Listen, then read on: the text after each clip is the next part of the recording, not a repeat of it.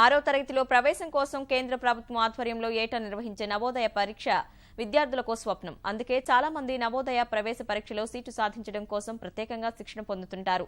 పాఠశాల తరగతులను సైతం పక్కన పెట్టి అహర్నిశలు శ్రమిస్తుంటారు. ఇలాంటి పరీక్షను ఎంతో పకడ్బందీగా నిర్వహించడానికి అధికారులు కసరత్తు చేస్తున్నా క్షేత్రస్థాయిలో చిన్న చిన్న లోపాలు పరీక్షను అపహాస్యం చేస్తున్నాయి.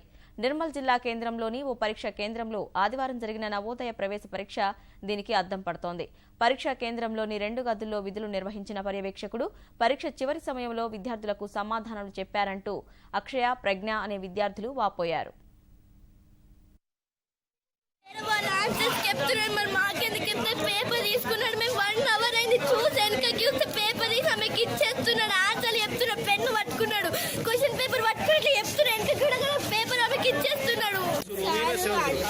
అందరు ఎగ్జామ్ అయిపోయిన తర్వాత సార్ వచ్చి మేము బయటకు వెళ్తే సారు ఆమె దగ్గరికి వెళ్ళి ఆన్సర్ షీట్స్ తీసి ఇట్లా ఆన్సర్ షీట్ తీసి మొత్తం ఆన్సర్స్ ఆమెకు రాయమని చూపించిండు.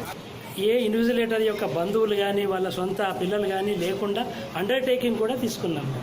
అంటే ఆ పిల్లలు ఉంటే మేము తీసుకునే అవకాశమే లేదు ఇక్కడ. తర్వాత ఇక్కడ చీఫ్ సూపరింటెండెంట్ ఉంటాడు, మన క్లస్టర్ లెవెల్ అబ్జర్వర్ ఉంటాడు, బ్లాక్ లెవెల్ అంటే ఎంఈఓ కూడా ఉండే ఇక్కడ ఇప్పటిదాకా.